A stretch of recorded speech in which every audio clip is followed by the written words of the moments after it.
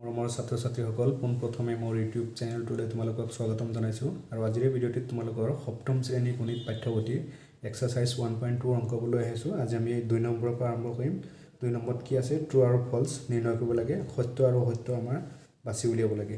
আমি 2 নম্বৰ আৰম্ভ কৰোঁ। তো 2 নম্বৰত আছে 27 ইনটু ব্ৰেকেট -5 + 10, এইফালে আছে 27 ইনটু -5, আকৌ কি আছে প্লাছ 27 ইনটু 10 আছে। এটা আমি ট্ৰু বুলি কেতিয়া লিখিব পাৰিম, এইটো ধৰা আমি যদি লেফ্ট হেণ্ড সাইড ধৰোঁ আৰু এইটো ধৰিম ৰাইট হেণ্ড সাইড। এটা left hand side equal to right hand side, মানে লেফ্ট হেণ্ড সাইডত যেটো মান ওলাব ৰাইট হেণ্ড সাইডতো যদি একে মান ওলায় তেতিয়া আমি এইটো ট্ৰু বুলি লিখিব পাৰিম। যদি লেফ্ট হেণ্ড সাইডত বেলেগ এটা মান ওলায় আকৌ ৰাইট হেণ্ড সাইডত বেলেগ এটা মান ওলালে তেতিয়া এইটো কি হ'ব, ফলছ বুলি লিখিব লাগিব। তো আমি চাওঁ এইটো 27 ইনটু সেকেন্ড ব্ৰেকেট বুলি কয় -5 প্লাছ কিমান আছে 10 ইকুৱেলছ ইয়াত কিমান আছে 27 ইনটু 5 প্লাছ 27 ইনটু 5, এই দুটাৰ পৰা আমি এই 27টো কমন ল'ব পাৰিম। 27 যেতিয়া কমন লোৱা হ'ব তেতিয়া কি থাকিব ইয়াত -5, ইয়াতো সেকেন্ড ব্ৰেকেট দিব লাগিব যেহেতু মাইনাছ থকাৰ কাৰণে ব্ৰেকেট দিব লগা হ'ল, প্লাছ কিমান আছে 10। এতিয়া চোৱা আমাৰ মিলি গ'ল 27 -5 -5 প্লাছ 10 প্লাছ 10। তো এইটো আমাৰ এনসাৰ কি হ'ব, লেফ্ট হেণ্ড সাইডত যেটো এইখিনি পূৰণ কৰিলে আমাৰ যোগ বিয়োগ কৰিলে যিখিনি মান ওলাব এইফালেও যোগ বিয়োগ কৰিলে আমাৰ একেই মান ওলাব। তো এইটো আমি কি বুলি লিখিম, ট্ৰু বুলি লিখিম। ইয়াৰ পৰা ট্ৰু বুলি লিখি দিব লাগিব, আমি ট্ৰু বুলি লিখি দিম। এতিয়া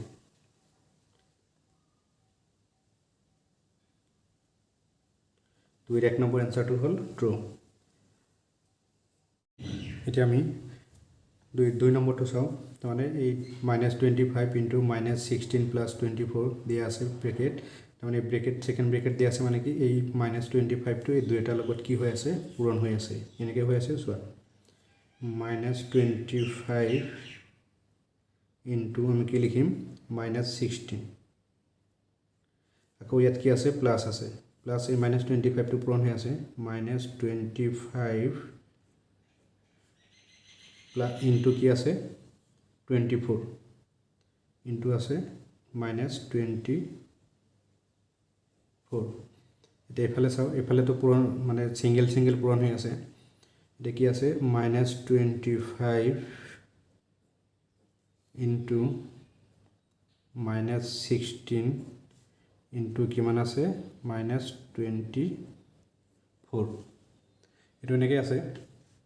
এতিয়া চোৱা ইয়াত -25, ইয়াতো কি আছে -25, ইয়াত -16, ইয়াতো -16, ইয়াত -25 এটা বেছি আছে, ইয়াত নাই, ইয়াত 24 সব একে আছে, এই -25টো এটা বেছি আছে। এতিয়া চোৱা আমি এই গোটেইখিনি পূৰণ কৰিলে যিখিনি মান পাম এইখিনি পূৰণ কৰিলে আমি তাতকৈ অকণমান কম পাম, কাৰণ 25 যিহেতু এটা বেছি আছে গতিকে এইটো বাওপক্ষ আৰু সোঁপক্ষ কেতিয়াও সমান নহয়। যিহেতু এইফালে 25 এটা বেছি আছে আৰু এইফালে কম আছে, এইটো বাওপক্ষ সমান সোঁপক্ষ নহ'ব। তো এইটো আমাৰ নট ইকুৱেল টু হ'ব। যেহেতু আমাৰ সমান হ'লে আমি কি লিখোঁ, ট্ৰু বুলি লিখোঁ। এইটো বাওপক্ষ সমান সোঁপক্ষ নহয়, আমি এইটো লিখি দিব পাৰি। ইয়াত যেহেতু কটা চিঙা হৈ গ'ল আমি লিখিম এইটো কি ফলছ বুলি লিখি দিম। দিয়াৰ পৰা এইটো কি লিখিম, ফলছ।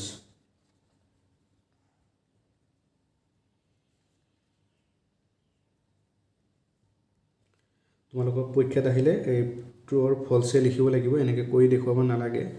তোমালোকে এনেকৈ চাবও পাৰা যে কেনেকৈ শুদ্ধ হ'ল বা কেনেকৈ ভুল হ'ল। ইয়াত মই দেখুৱাই দিছোঁ 2 নম্বৰটো কি হ'ল, ফলছ। এতিয়া আমাৰ 3 নম্বৰটো আছে a মাইনাছ b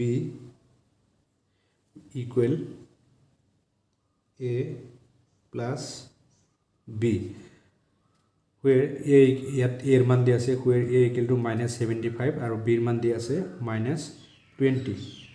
এইটো অংক কৰাৰ আগত তোমালোকে এটা ফৰ্মুলা মনত কৰা। আমাৰ এটা ফৰ্মুলা আছিলে মাইনাছ ইনটু মাইনাছ ইকুৱেল কি আছিলে, প্লাছ আছিলে। এতিয়া আমি a লিখিলোঁ, এই মাইনাছ ব্ৰেকেট মানে পূৰণ হৈ আছে, মাইনাছ কৰিলে কি হৈ যাব, প্লাছ হৈ যাব b, এইফালে কিমান আছে a প্লাছ b। আমি লেফ্ট হেণ্ড সাইড আৰু ৰাইট হেণ্ড সাইডত যদি একেই মান পাওঁ তেতিয়া ট্ৰু বুলি লিখিম, আৰু যদি বেলেগ ওলায় তেতিয়া আমি ফলছ বুলি লিখি দিম।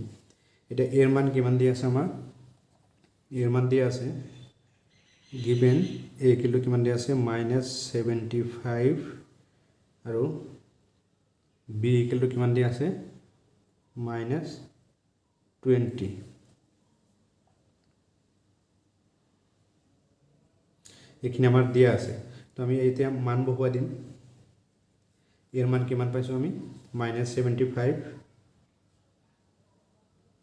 আকৌ ইয়াত প্লাস আছে প্লাস চিন দিলো বিৰ মান কিমান পাইছো -20 তো হপক্ষত একে লিখিব লাগিব এৰ মান কিমান পাইছো -75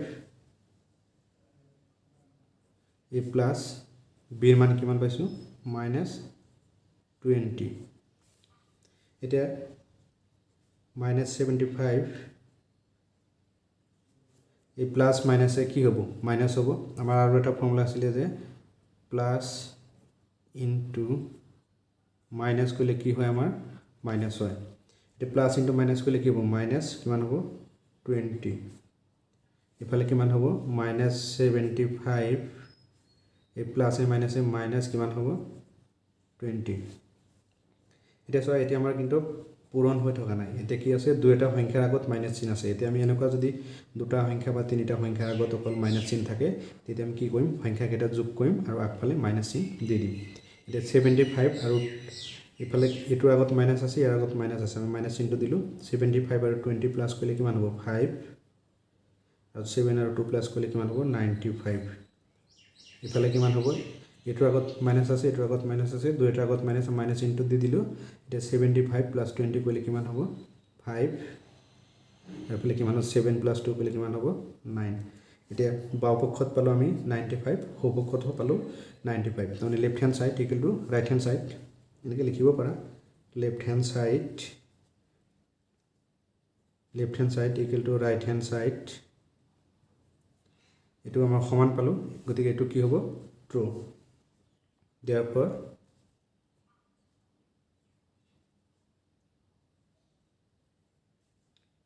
2-3 নম্বৰ এটো आंसर এটো তোমালোকৰ যে পৰীক্ষাত আহিলে কৈ দেখাব লাগিব হেতু কথা নহয় তোমালোকৰ যাতে কোনো প্ৰবলেম নহয় তোমালোকৰ বুজি পোৱাত যাতে অসুবিধা হয় তাৰ কাৰণে মই এটো কৈ দিছো তে তোমালোকে নিজে কৈ চাবা কইলে পাইবা মোৰ ছাত্ৰ ছাত্ৰীসকল আজি ভিডিওটো ইমানে আছিল তোমালোকে যদি মোৰ চেনেলটোত নতুন আহিছা চেনেলটো সাবস্ক্ৰাইব কৰি দিবা লাইক কৰিবা আৰু কমেন্ট কৰি মোক জনাবা ভিডিও কেনে পাইছা আৰু বন্ধু বান্ধৱীৰ মাজত শেয়াৰ কৰি দিবা